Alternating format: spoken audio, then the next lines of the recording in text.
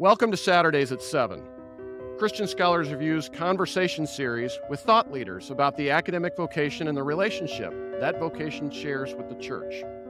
My name is Todd Ream. I have the privilege of serving as the publisher for Christian Scholars Review and as the host for Saturdays at 7. I also have the privilege of serving on the faculty and the administration at Indiana Wesleyan University. Our guest is Michael D. Wilder, Dean of the Conservatory of Music and Division of Arts and Communication at Wheaton College. Thank you for joining us. A growing number of Catholic and evangelical authors argued in recent years that the purpose of Christian higher education is to cultivate a Christian imagination, or, risking oversimplification here, a vision of a rightly ordered world. In what ways, if any, does the study of music contribute to the cultivation of a Christian imagination? Well, where to start, right? It impresses me that our world, certainly within the academy, but much more broadly too, is a intensely logocentric world. And I suppose this is proper with the place that we understand of words and such in Scripture. But we're, I think, fatigued with this sort of obsession with a logocentric stance. So music comes along and immediately invites both those who directly create the music, those who experience the music, and to something that is a bit of a relief, isn't it? Not just instrumental music, but music that has words as well, offers you opportunity to reflect, to embrace a whole language and elements that are complementary to this logocentric sort of perspective, but also gives you a break. And music is often, nearly always, in some ways, experienced in community. And so in community, imagination flourishes both through opportunity, but also through the need for imagination and creativity. So I think music just comes along and is so compelling. It's also, I think, undeniable that to be human is to be quite deeply musical, both as far as how we're wired and as far as our interests and desires. And so music is there in every culture studied historically, and I'm pretty sure will always be. So as the playground, the support, the breeding ground, the respite related to imagination and all other human characteristics, music's just one of the best. So we run to it. Thank you. For the non-music major then, what practices would prove essential to the cultivation of such an imagination? What can music offer for the student who doesn't study it full time? To the point maybe I last mentioned, which is this whole notion of being human is to be musical. And we could talk about that really for the rest of our time, I think, because the ways that humans are designed and this musical element are just really quite staggering. Thinking about that, there really aren't non-music majors if you're talking about human beings. We're all majoring in music. We are not just music consumers and music creators. We're insatiably interested in music. Just ask people about music and get them going about what interests them, what gets them revved up, what soothes them, what challenges them, all the ways that music works. So I think it's as much a part of, maybe in some ways more a part of those who aren't pursuing degrees or professions and all of that, because some of that can be pretty distracting to music making, can be sort of a challenge. And then if you go to Scripture, there's just no mistake to be made about God's instruction to us related to music. Not only the end of the book, where we read of, I tell people sometimes, if you're not into music, you don't want to go to heaven. You're going to have the biggest headache ever, because as I understand the description, it's going to be pretty nonstop. Now, maybe you'll be healed of this aversion to music. Who doesn't love music? But, you get to heaven and maybe that's all fixed when you get there. But there's no question that dozens of times we're told to, in fact, we should probably stop right now and sing something together, because the instructions are so pervasively there that to sing, and that is, I think, to all of artistic expression, is God's desire. It's not just an invitation for us as humans to sing. It's a mandate. We are told, offer praise, offer gratitude to God, and do so musically. Not exclusively musically, but don't ignore this. It's a really important part of the equation. For those, who don't study music too, I I like your argument that we're all music majors in our own way and in some capacity, Yeah. but those who formally don't fall in that capacity, often part of their distribution requirements include a class that could be described as music appreciation. But perhaps should they Uh, be encouraged to learn to make music in some capacity, whether as a co-curricular or as a curricular activity that we should heighten their investment, maybe even at? Yeah, I'm sure we'd have some interest in a class about food that really just, hoped to make us appreciators of food, and like we'd study it, we'd read about it, we'd watch other people eating, but we would never taste anything in this class. Would be a little silly, wouldn't it? I mean, I think the experiential component of food or music is absolutely essential. And I've always had a bit of an aversion to the appreciation title and the notion of, well, we're really here to sort of cultivate audiences for the professionals, or we're here to try to somehow get you to appreciate music. And to the average person in one of these classes, they may be consuming 8, 10, 12 hours of music as they walk in the door already, sort of an insatiable appetite for music. Please sit down and I will try to somehow teach you to appreciate music. It's just, back to the food example. It's like, well, I know maybe you've never eaten anything delicious. Let me somehow, help you with this and, educate you on the value of food in your life. As someone who's taught a course entitled Food, Faith, and Culture, I've never thought about the parallel here, but we spend a fair amount of time eating in that course. And it would seem nonsensical to not eat if we were in a course like that, as perhaps it would be Yes. in music. So, yeah, thank you. Yeah, Well, it's well, and great. in that same course, maybe you never prayed either. I mean, wouldn't that be kind of silly? Let's just talk about faith, sort of Yeah, figure it out. I mean, there's a place for it, I'm sure, but why would you not yeah, have that experience? yeah. Well, I think it just heightened the sense of the investment and thus the way it fires the imagination in that sense. Mm-hmm.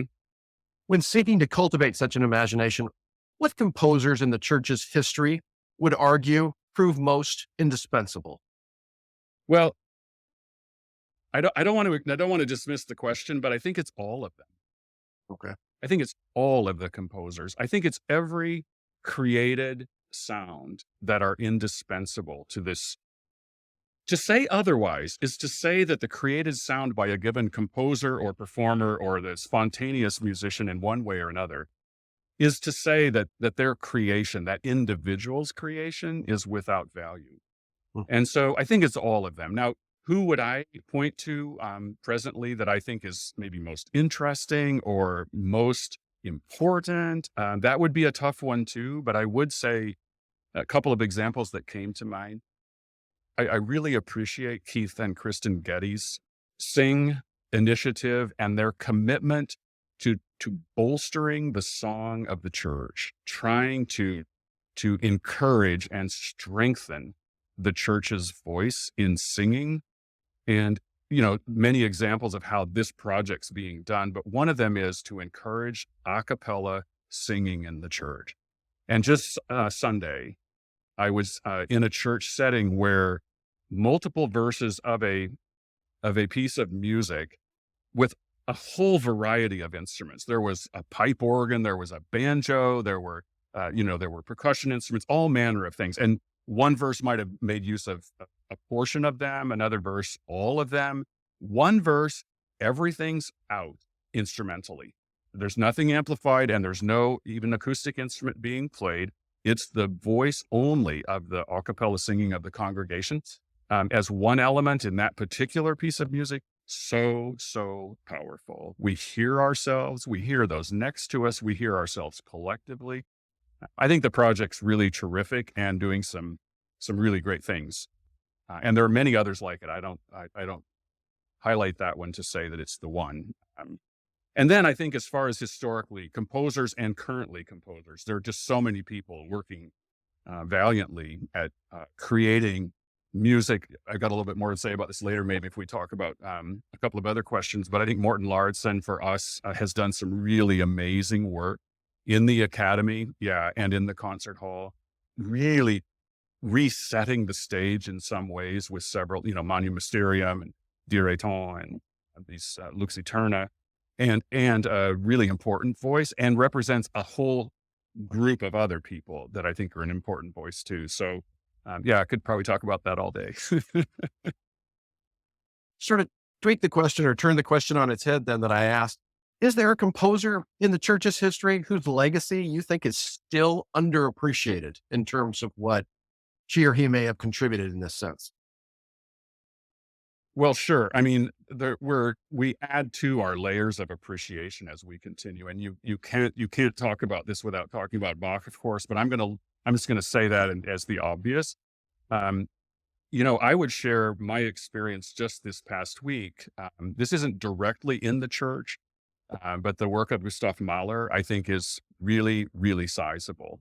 And it's as much in my life, probably personally, that way. But I think this Mahler symphony, these Mahler symphonies, and his wrestling with what he called, the heavenly life and poetry, and the ways these are interfaced one with another. And this is, 1901, 1903, Mahler Fourth Symphony being written. This is a ways back. But it's interesting, isn't it, that sometimes we sort of pick on ourselves a little bit as far as composers, like dismissing some composers because they're deceased or because they represent a certain part of the world or certain traditions. We don't do that with architecture. We don't say, well, this architect isn't really of interest to us anymore because they're deceased or they're from a particular school of design or something. I would encourage a full embrace. And for me, Mahler would be a great example of one of the composers that would be embraced in that consideration. And I think this Fourth Symphony, with its fourth movement that is thoroughly rooted in poetry around a perspective of heaven, and his intent through this composition to lead us there. It turns out we had Chicago Symphony on the campus last week presenting Mahler Fourth Symphony, and over the weekend, and my wife and I were so compelled we made our way downtown to hear it a second time on Sunday. It was paired with a brand new premiere by a Lieberman Flute Concerto, the second. And between the two, it was just staggeringly meaningful to us. Really, really great. If I may, you mentioned a couple of contemporary composers earlier. Is there one who is perhaps underappreciated in your opinion? Maybe perhaps not known to those who would be listening that you would encourage us, to give another listen to, or perhaps pay attention in terms of how their legacy. Yeah, sure. The recent work of Terence Blanchard and the work of the Metropolitan Opera in offering the very first African American composer in the Fire Shut Up in My Bones premiere, was just stunning. And I absolutely commend his work and others who are really helping us understand some of these fairly, well, this is the first time for the Met to do this, and they have a couple times since. So we're really, really grateful. I don't know what took so long exactly, but I'm really thankful. There's so many reasons I'm glad to be alive now in the present set of conditions that we face, many challenges too. Let me get back to your question, though, just to bring this close to home, and you can do this at your institution and others can too. I'd commend the composers that are on this faculty at my school. They're doing remarkable work, some of it really getting a lot of attention, and maybe some that isn't getting as much, but deserving of it. To have a community like this, residential, where composers are able to work directly with performers and in a Christian context, this is the best. And we repeat this over and over across the land. And I want to do all I can to encourage that in Christian institutions, a context, but certainly in all of them. This is where, composition can really thrive. It's not maybe as much in some churches as it was at one point, maybe not as supported by the government as it could be at some points in history and other places in the world. But the academy is a place that has continued to really host and nurture the work of composers. So I'm grateful for that and want to do all I can to encourage it. Thank you. That's very encouraging to hear. Yeah, appreciate it. But I would like to turn the questions a little bit to you and your background and your contributions as a musician. And first, I want to start by asking just a very simple question, perhaps on the surface. Why the clarinet? I'm one of 4 children, and I'm sitting in my family's home, and my older sister was playing the violin in the orchestra, and she was in the 6th grade, and she had a folder, one of those folders that have photographs on it of various instruments. And I looked at the clarinet and I said, that's mine. That's what I'm going to play. And it was as simple as it's like simple question and a simple answer. And I've been playing that thing now almost 60 years ago. I made that decision. So Did you know at what point, beyond, just wanting to play that you had a gift for playing it too? I don't know that I would say to anyone that I have been playing the clarinet. I've spent a lot of time blowing into that thing, and I'm really, really thankful for it. I'm really thankful for the ways that clarinet has given me, and my wife and others have offered an invitation to repertoire that is just outstanding. So we spent 27 years as members of the Wichita Symphony, which is maybe 10 concerts, triples or pairs of concerts through the season and such. You have a full-time job at the same time, but a lot of playing.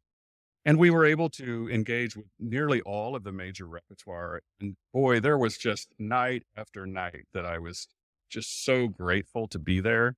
Turns out, if you're in the clarinet section, you've got a really good seat for concerts and for rehearsals. You get to hear a lot of music sitting in that chair and experience it. Just so thankful. And I love the clarinet. It's a great instrument. I love that it's wood and metal together. Its range, I think, is wonderful, and lots of things about it that I love. I also hate it. I mean, you kind of have this relationship, where you're trying to sort of beat this thing into submission and, make it do what you want it to do. It's, it's both and. Well, can you describe a sense of joy you experienced when playing the clarinet? Some of the most significant experiences of my life have been in a symphony orchestra, with a clarinet in hand. And yeah, I could go down a long list of those, but I remember when I was offered my first professional position, I was 20 years old, and it's actually back to my Mahler 4 symphony story, because this was the first piece that I was a part of in the Des Moines Symphony in Iowa as the bass utility clarinetist. And I didn't know the piece, and I'm learning this piece as we're rehearsing it. And I was swept away. And then, yeah, so it sort of goes from there. Lots of experiences, which were really another world. It's so interesting. Maybe this happens with food and other things. I'd finish a long day in teaching and other activities at the college I was serving. And I'd go to a rehearsal and I'd sit down, and as the rehearsal began, I would be reminded, oh, I forgot. This is what music is. I mean, it's to have that piece of chocolate in your mouth. It's just, you have to close your eyes. It's so delicious. And you remember again, oh, this is different than I would have described it in words, or that I kind of had in my memory. Do you know what I'm saying? Yeah. Yeah. Thank you. What do you hope then others experience in terms of a sense of joy when they hear you play as a member of a symphony orchestra? Mm-hmm. There's a vicarious element to arts experience from those who are in the audience, let's say. So you and I, let's do it in sports. Like we're watching Wimbledon, and you watched for a while, and you're kind of like, give me that racket. I think I could do this, because you're experiencing it, right, vicariously through the other person. I'm hopeful that whatever the barriers are for people that come to a performance or experience music in one way or another are removed, and that they are able. I am not a dancer, but I love to go and experience dance. And if it works right, I'm there. I'm dancing, actually. And I'm sure there are plenty of people, researchers who can explain this as to how it actually works, but there's something in there that I'm hopeful for. And so I want to remove barriers for those who attend performances and who are a part of experiencing music, and the other arts too. In addition to earning bachelor's degrees in music performance and music education from Iowa State, you earned a master's degree in music performance and a doctoral degree in music education from Michigan. How would you describe the relationship then between the calling to perform and the calling to educate? Yeah, they're inextricably linked. I had a very strong conviction early on that I wanted to teach. I wanted to help people, encourage them in musical and artistic development, but I wanted to do it from from a knowledge base or experiential sort of perspective that wouldn't make me necessarily the expert, but would put me round the same side of the table as the person I'm engaging with as a student or as a colleague. So if I were to boil it all down as to my sense of calling in my own life, sort of how I'm wired, and was allowed just one word, I think it would be encourage. I want to come here or wherever I'm called each day and encourage other people in their work. That often, back to the previous topic, I think that often involves removing barriers and trying to get obstacles out of the way for people's flourishing. Sometimes it's money, sometimes it's, a building, a new curriculum, textbook, I don't know what it would, all sorts of things, supplies. But there are barriers to human flourishing, and especially if we get a little further with this in a fallen world, there are a lot of barriers to human flourishing. And so I want to do what I can to help get those out of the way. Thank you. You mentioned a few minutes ago that you served with the Wichita Symphony Orchestra. You also served with the Wichita Ballet and have served with organizations such as Camerata Chicago, just to name three of those. Would you please describe a performance in which you experienced a sense of joy greater than perhaps in other performances? Is there one that's out in your mind? There are many. There are many. I mean, how if you're doing Beethoven Ninth Symphony and we've done all the work to make this journey and fourth movement, and you've got this chorus standing on its feet and we're ready to tear the roof off its place, there's just no denying that this is really larger than life in so many ways. And, yeah, I can get pretty emotional just thinking about so many opportunities like this, and I'll connect it again to the end of the book. I think this is just a small taste of what it's going to be in heaven and to be around this throne with, this remarkable music making happening. So there's reason that we resonate with all this. I think we're wired this way, and looking to make most of it while we have these opportunities. Yeah. From an audience perspective, then, is there a time when you and your colleagues, perhaps were performing and the response that you received indicated that there was a greater sense of joy that was given to the audience than perhaps maybe you even anticipated or thought might be the case? A couple of weeks ago to Philadelphia and to DC. It's been on the road, and I've received a lot of messages from people who have experienced it. This is the full Messiah. It's 2.5 hours. There are a couple of inserted pieces as well, but it's partially staged and with a fair number of creative elements. But at the heart of it is to try to enliven the text. People were absolutely bowled over, in tears through the whole of the performance. I mean, there were just so many ways that these, what seemed somewhat relatively small gestures and blocking using the whole hall and a number of things that were creative. We're just so grateful for all that was accomplished through the project. And I'm really thankful to have been a small part of supporting it and trying to put the thing together. Yeah. The full 2.5 hours, you say? All three. And nobody was complaining. Nobody was complaining. Yeah, all three. Yeah. All of it. The whole story. Yeah. Yeah. No, that's wonderful. That's quite an undertaking too, there. So yeah, wonderful. You've served on the faculty now at Wheaton since 2008, and you presently serve, as I indicated earlier, as the Dean of the Conservatory. If possible, can you describe an average day?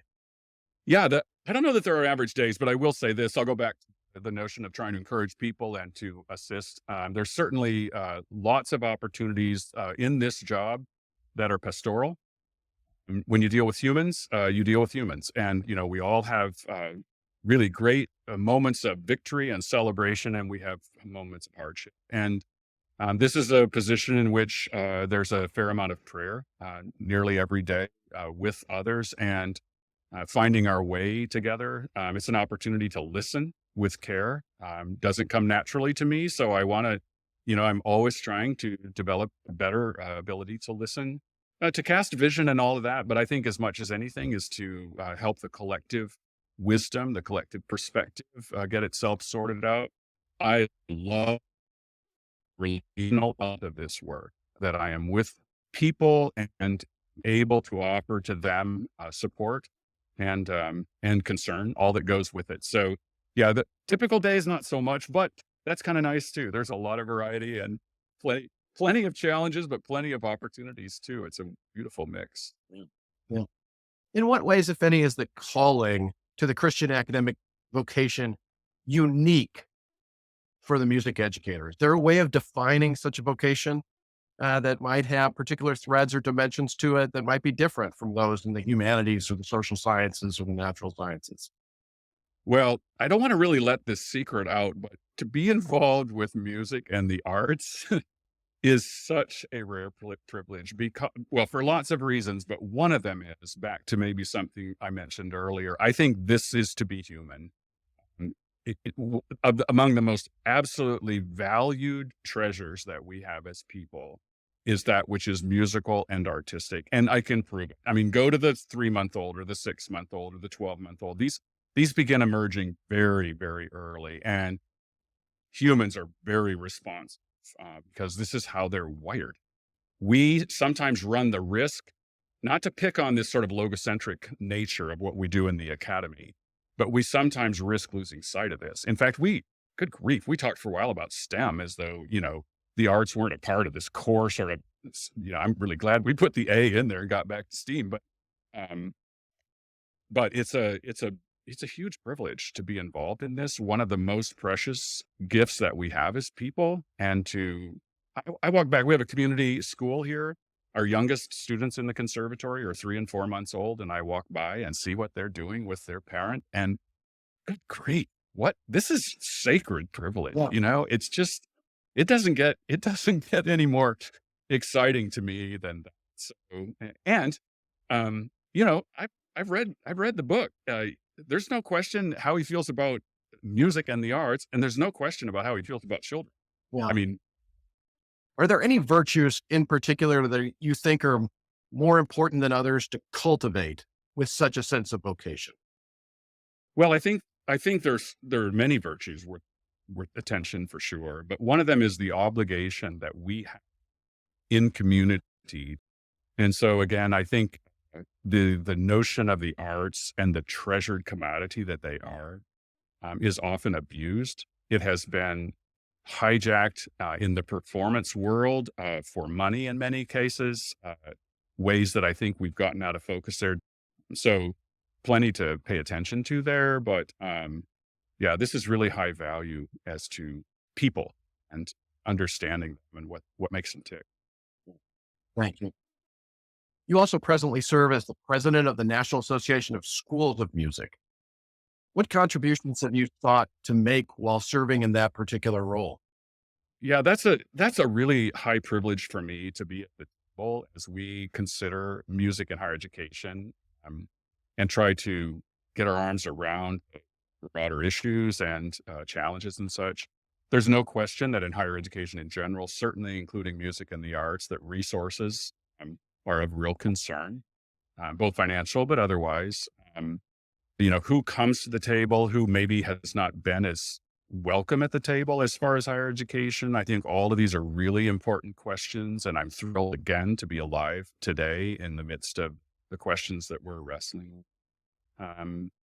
Yeah, I think a number of things that we can point to that are really important related to how this all works in higher education. Thank you. We sort of yet transition to ending our time together then today. I want to ask you about the relationship that music education shares with the church. And in particular, the church has proven to be one of the greatest patrons, if not the greatest patron of the arts in history. How would you describe the present state of that patronage, though, today? It would be hard. I would resist the urge to try to generalize because I think the church is so varied, and certainly within this country, but as we look globally, it's very very tempting for me to look at my own experience with what a couple of dozen churches and to sort of put together an aggregate sense of things.